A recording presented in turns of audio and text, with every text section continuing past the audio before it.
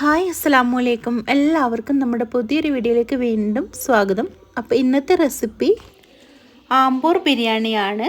North തമിഴ്നാട്ടിലെ തിരുപ്പത്തൂർ എന്ന ജില്ലയിലെ ആമ്പൂർ എന്ന സ്ഥലത്തെ ഫേമസ് ബിരിയാണിയാണ് കേട്ടോ ഇന്നത്തെ റെസിപ്പി. അപ്പോൾ ഇതിൻ്റെ പ്രത്യേകത എന്ന് വെച്ചിട്ടുണ്ടെങ്കിൽ നമ്മൾ സാധാരണ ബിരിയാണി തയ്യാറാക്കും പോലെയല്ല, നമ്മളിതിലേക്ക് വറ്റൽമുളക് എടുക്കും കേട്ടോ. അപ്പോൾ കാശ്മീരി ചില്ലി ആണെങ്കിൽ അധികം നമുക്ക് എരിവുണ്ടാവില്ല, നല്ല കളറും കിട്ടും.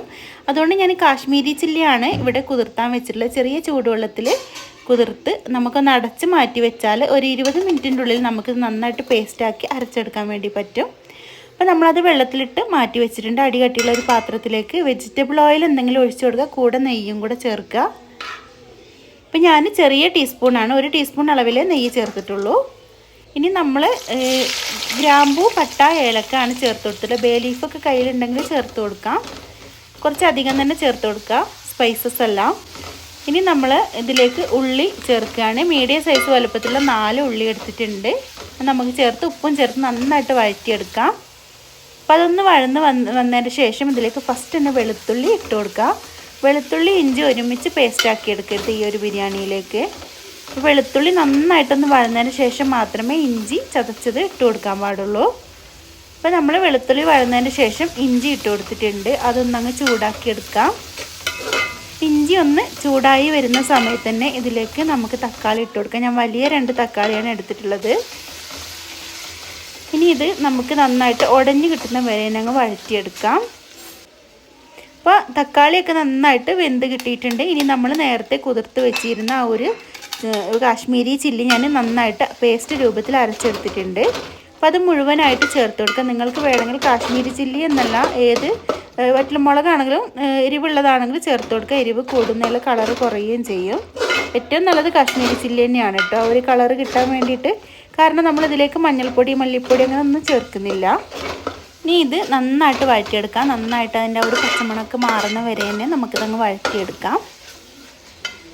അപ്പോൾ നന്നായിട്ട് വഴന്നതിന് ശേഷം ഇതിലേക്ക് മല്ലിയിലയും പുതിനയിലയും ചേർത്ത് കൊടുക്കണം. കൂടുതൽ പുതിനയിലയാണ് ഈ ഒരു ബിരിയാണിയിലേക്ക് വേണ്ടത്.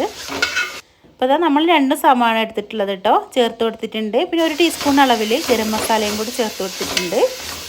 ഹോം മെയ്ഡ് ഗരം മസാലയാണ്. അപ്പോൾ നിങ്ങൾ വാങ്ങുന്നതാണെങ്കിൽ 2 ടീസ്പൂൺ ചേർത്ത് കൊടുക്കുക കേട്ടോ, പാക്കറ്റ് ആണെങ്കിൽ.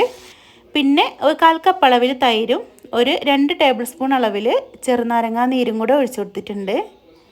ഇനി ഇത് നന്നായിട്ടൊന്ന് മിക്സ് ആക്കി എടുക്കാം. ഈ ഒരു സമയത്ത് ഉപ്പ് വേണമെന്നുണ്ടെങ്കിൽ നോക്കാം. ഇനി നമ്മൾ കഴുകി ക്ലീനാക്കി വെച്ചിട്ടുള്ള ചിക്കൻ ഇതിലേക്ക് ഇട്ട് കൊടുക്കാം. അപ്പോൾ ഈ ഒരു ബിരിയാണി നമ്മൾ ഇതിലേക്ക് പ്രത്യേകിച്ച് മഞ്ഞൾപ്പൊടി അങ്ങനത്തെ കാര്യങ്ങളൊന്നും ചേർക്കുന്നില്ല. പിന്നെ ഇതിൻ്റെ പ്രത്യേകത എന്ന് വെച്ചിട്ടുണ്ടെങ്കിൽ നമുക്ക് ഈ ഒരു കാശ്മീരി ചില്ലി തന്നെ ആയിരിക്കും ഇതിലേക്ക് ചേർക്കുന്നത് നല്ലത്. കാരണം എന്നാലും നമുക്ക് നല്ലൊരു കളറൊക്കെ കിട്ടുള്ളൂ. കാശ്മീരി ചില്ലി പേസ്റ്റാക്കി ചേർക്കുന്നത് തന്നെയാണ് കേട്ടോ ഇതിൻ്റെ പ്രത്യേകത. നല്ല ടേസ്റ്റാണ്. അപ്പോൾ ലൈക്ക് ചെയ്യാത്തവരുണ്ടെങ്കിൽ ലൈക്ക് ചെയ്യണേ. എന്നിട്ട് ഒരു പ്രാവശ്യം തയ്യാറാക്കി നോക്കി അഭിപ്രായങ്ങൾ അറിയിക്കണേ. അപ്പോൾ നമ്മൾ ഒന്നങ്ങ് അടച്ച് വെച്ച് തിളപ്പിച്ചെടുത്തിട്ടുണ്ട്. അപ്പോൾ ഇതിൽ നിന്ന് വെള്ളമൊക്കെ ഒന്നങ്ങ് ഇറങ്ങി വന്നിട്ടുണ്ട്. അപ്പോൾ ഇത് നമ്മൾ അടച്ച് വെക്കാതെ വീണ്ടും ഒന്നുകൂടെ തിളപ്പിച്ച് ഇതിലുള്ള വെള്ളമൊക്കെ ഒന്നങ്ങ് വറ്റിച്ചെടുക്കുകയും ചെയ്യുക. ജസ്റ്റ് ഒന്ന് നമുക്ക് ഈ ചിക്കനൊക്കെ വലിയ കഷ്ണങ്ങളാണല്ലോ, അപ്പോൾ ഒന്ന് വെന്ത് കിട്ടുകയും ചെയ്യും കേട്ടോ.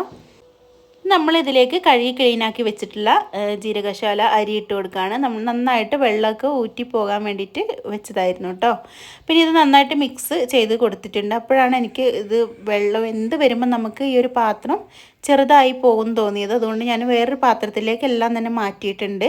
ഇനി നമ്മൾ തിളച്ച വെള്ളം ഒഴിച്ച് കൊടുക്കുക. അപ്പോൾ വെള്ളത്തിൻ്റെ കണക്ക് എന്ന് പറഞ്ഞാൽ ഞാൻ 2.5 ഗ്ലാസ് അരിയാണ് എടുത്തിട്ടുള്ളത്. അപ്പോൾ ആ ഒരു ഗ്ലാസ്സിൽ 4 ഗ്ലാസ് വെള്ളമാണ് ഞാൻ എടുത്തിട്ടുള്ളത് കേട്ടോ. അപ്പോൾ ഒരു കണക്കാണ്. അപ്പോൾ അതുപോലെ നമ്മൾ വെള്ളം ഒഴിച്ച് കൊടുക്കുക. അതുപോലെ തന്നെ കുറച്ച് നേരം ഒരു 20 മിനിറ്റോളം നമ്മൾ ഈ ഒരു അരി കുതിർക്കാനും കൂടെ വെക്കണം. ഇനി നമ്മൾ ഇത് നന്നായിട്ട് മിക്സ് ചെയ്ത് കൊടുക്കുക. ഈ ഒരു സമയത്ത് നമുക്ക് ഉപ്പും എരിവൊക്കെ നോക്കാം കേട്ടോ. അപ്പോൾ എരിവ് വേണമെന്നുള്ളവർക്ക് കാശ്മീരി ചില്ലി കുറച്ചുകൂടെ പേസ്റ്റാക്കി ചേർത്ത് കൊടുക്കുകയും ചെയ്യുക. അതുപോലെ ഉപ്പ് വേണമെന്നുള്ളവർക്ക് ഉപ്പും ചേർത്ത് കൊടുക്കുക. അപ്പോൾ എരിവൊക്കെ കറക്റ്റായിരുന്നു, നല്ല കളറും ഉണ്ടായിരുന്നു. അപ്പോൾ ഞാൻ ഉപ്പ് ചേർത്ത് അടച്ച് വെച്ചിട്ടുണ്ട്. മീഡിയം ടു ലോ ഫ്ലെയിമിൽ വെച്ച് നമുക്ക് വേവിച്ചെടുക്കാം. അപ്പോൾ ഇതാ വെന്ത് വരുന്നുണ്ട് കേട്ടോ. അപ്പോൾ ഈ ഒരു പരുവാകുന്ന സമയത്ത് ഏകദേശമൊക്കെ അരിയൊക്കെ വെന്തിട്ടുണ്ട്.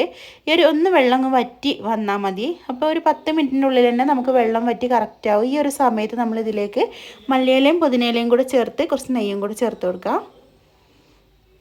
എന്നിട്ട് നമുക്ക് ഏറ്റവും ചെറിയ അടുപ്പിൽ ഗ്യാസിലാണെങ്കിൽ ഏറ്റവും ചെറിയ അടുപ്പിൽ സിമ്മാക്കി വെച്ചിട്ട് നമുക്കിതങ്ങ് വേവിച്ചെടുക്കാം. ഇത്രയേ ഉള്ളൂ, ഈസി ആയിട്ടുള്ള റെസിപ്പിയാണ് കേട്ടോ. എല്ലാവരും ചെയ്ത് നോക്കുക. അപ്പോൾ ഇതാ നമ്മളെ സ്പെഷ്യൽ ബിരിയാണി ഇവിടെ റെഡി ആയിട്ടുണ്ട്. അപ്പോൾ ട്രൈ ചെയ്യുക, അഭിപ്രായം അറിയിക്കുക, ലൈക്ക് ചെയ്യുക. Thank you.